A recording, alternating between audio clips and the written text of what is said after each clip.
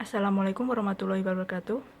Kami dari kelompok 7 ingin mempresentasikan tentang anak berkebutuhan khusus tunagrahita yang beranggotakan saya sendiri Susi Nurdianti NIM 36 dan teman saya yang bernama Alvika Ardiningrum NIM 31. Yang pertama, pengertian tunagrahita. Sebelum memasuki pengertian tunagrahita, kita harus tahu apa sih tunagrahita itu. Oke, selanjutnya tunagrahita berdiri dari dua kata, yaitu tuna yang berarti merugi, grahita yang berarti pikiran. Tunagrahita itu berasal dari kata retardasi mental, yang berarti keterbelakangan mental.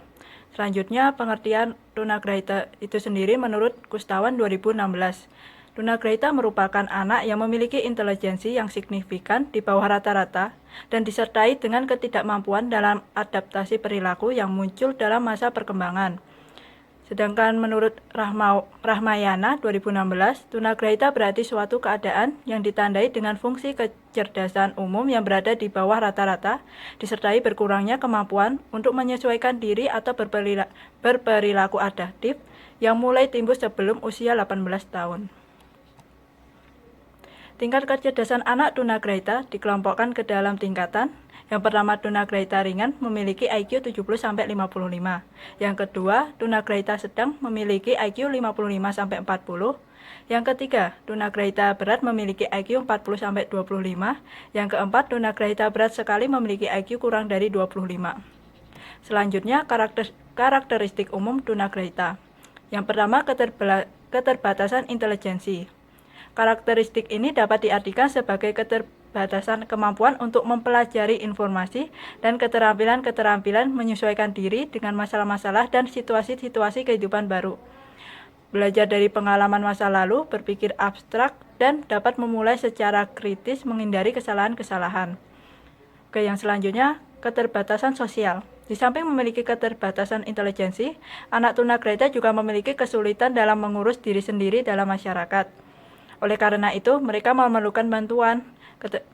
Keterbatasan fungsi-fungsi mental lainnya, yaitu anak tunagrahita memerlukan waktu lebih lama untuk menyelesaikan reaksi pada situasi yang baru dikenalnya.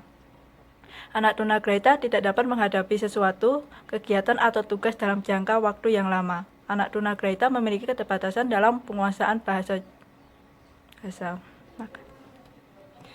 Oke, yang selanjutnya perkembangan fisik. Fungsi-fungsi perkembangan anak tunagrahita itu ada yang tertinggal jauh oleh anak normal. Ada pula yang sama atau hampir menyamai anak normal. Di antara fungsi-fungsi yang menyamai atau hampir menyamai anak normal ialah fungsi perkembangan jasmani dan motorik. Perkembangan jasmani dan motorik anak tunagrahita tidak secepat perkembangan anak normal sebagaimana banyak ditulis orang. Perkembangan kognitif. Berkenaan dengan memori, anak tunagrahita berbeda dengan anak normal pada short-term memory. Anak tunagrahita tampaknya tidak berbeda dengan anak normal dalam long-term memory. Daya ingatnya sama dengan anak normal. Akan tetapi bukti-bukti menunjukkan anak tunagrahita berbeda dengan anak normal dalam hal mengingat yang segera, immediate memory. Perkembangan bahasa, ini yang terakhir. Anak tunagrahita pada umumnya tidak bisa menggunakan kalimat majemuk. Dalam percakapan sehari-hari, banyak yang menggunakan kalimat tunggal. Selain itu, anak tunagrahita mengalami keterlambatan dalam perkembangan bicara atau ekspresi auditory language. Dalam perkembangan morfologi, anak normal menguasai peningkatan sejumlah morfem sejalan dengan perkembangan umum. Demikian juga anak tunagrahita. Oke, terima kasih. Selanjutnya akan disampaikan oleh Mbak Alvika. Terima kasih. Saya akan melanjutkan presentasi dari kelompok kami, yaitu tentang anak berkebutuhan khusus tunagrahita. Saya di sini akan membahas tentang pendidikan anak berkebutuhan khusus tunagrahita. Langsung saja, untuk landasan memenuhi kebutuhan pendidikan bagi anak tunagrahita, kami merangkum menjadi 3. Yang pertama yaitu adanya kebutuhan pendidikan bagi anak tunagrahita. Anak tunagrahita sebagaimana seperti manusia lainnya, yaitu bahwa mereka dapat dididik dan juga mendidik. Yang kedua yaitu perlunya pencapaian kebutuhan pendidikan bagi anak tunagrahita. Landasan ini meliputi landasan agama dan peri kemanusiaan. Yang ketiga yaitu untuk memenuhi kebutuhan pendidikan anak tunagrahita. Cara memenuhi kebutuhan pendidikan ini yaitu persamaan hak dengan anak normal. Selanjutnya yaitu untuk pendidikan yang sesuai dengan anak tunagrahita atau layanan khusus bagi anak tunagrahita. Kami merangkum menjadi 6. Yang pertama yaitu kelas transisi.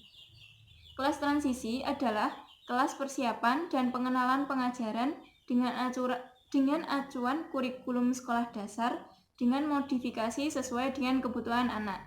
Jadi jika untuk tunagrahita maka disesuaikan dengan kebutuhan anak tunagrahita tersebut.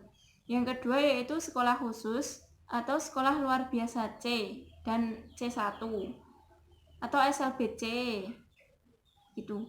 Layanan pendidikan untuk anak tunagrahita model ini diberikan pada sekolah luar biasa dalam satu kelas maksimal 10 anak dengan pembimbing atau pengajar, guru khusus dan teman sekelas yang dianggap sama. Maksudnya sama yaitu sama-sama berkebutuhan khusus tunagrahita begitu. Kegiatan belajar mengajar sepanjang hari penuh di kelas khusus. Yang ketiga yaitu pendidikan terpadu. Layanan pendidikan model ini diselenggarakan di sekolah reguler. Anak tunagrahita belajar bersama-sama dengan anak normal. Jika anak mempunyai kesulitan, anak tunagrahita akan mendapat bimbingan atau remedial guru pembimbing khusus atau GPK dari sekolah luar biasa terdekat pada ruang khusus atau ruang sumber. Jadi anak tersebut disendirikan, dibimbing secara khusus. Selanjutnya yang keempat yaitu program sekolah di rumah. Untuk program dilaksanakan di rumah dengan cara mendatangkan guru PLB atau GPK, guru pendamping khusus atau terapis. Hal ini dilaksanakan atas kerjasama orang tua, guru, serta sekolah. Yang kelima yaitu pendidikan inklusif. Layanan pendidikan inklusif diselenggarakan pada sekolah reguler. Anak tunagrahita belajar bersama-sama dengan anak reguler pada kelas atau dan guru atau pembimbing yang sama. Semua anak diberlakukan dan mempunyai hak serta kewajiban yang sama. Tapi saat ini pelayanan pendidikan inklusif masih dalam rintisan. Yang keenam, yang terakhir yaitu panti atau gria. Rehabilitasi panti ini diperuntukkan bagi anak tunagrahita pada tingkat berat yang mempunyai kemampuan pada tingkat sangat rendah, pada umumnya memiliki kelainan ganda seperti penglihatan, pendengaran, atau motorik. Dua yaitu diagnostik prenatal, yaitu usaha memeriksakan kehamilan sehingga dapat diketahui lebih dini ada tindakan kelainan pada janin.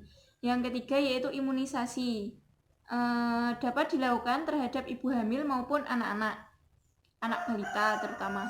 Yang keempat yaitu tes darah, dilakukan terhadap pasangan yang akan menikah untuk menghindari kemungkinan menurunkan benih-benih kelainan maksud saya.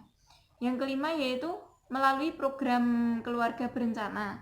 Pasangan suami istri dapat mengatur kehamilan dan menciptakan keluarga yang sejahtera baik fisik dan psikis.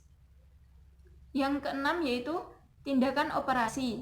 Hal ini dibutuhkan bila ada kelainan dengan risiko tinggi, misalnya kekurangan oksigen, adanya trauma pada masa prenatal.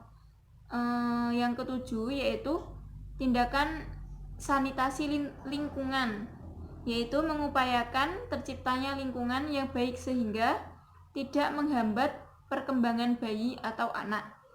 Yang kedelapan yaitu pemeliharaan kesehatan, terutama pada ibu hamil yang menyangkut pemeriksaan kesehatan selama hamil, penyediaan gizi dan vitamin, serta menghindari radiasi. Yang ke-9 yang terakhir yaitu intervensi dini, dibutuhkan oleh para orang tua agar dapat membantu perkembangan anaknya secara dini. Sekian presentasi dari kami. Apabila ada perkataan maupun perbuatan yang kurang berkenan, kami mohon maaf dan semoga ilmunya bermanfaat. Kurang lebihnya saya mohon maaf. Wassalamualaikum warahmatullahi wabarakatuh.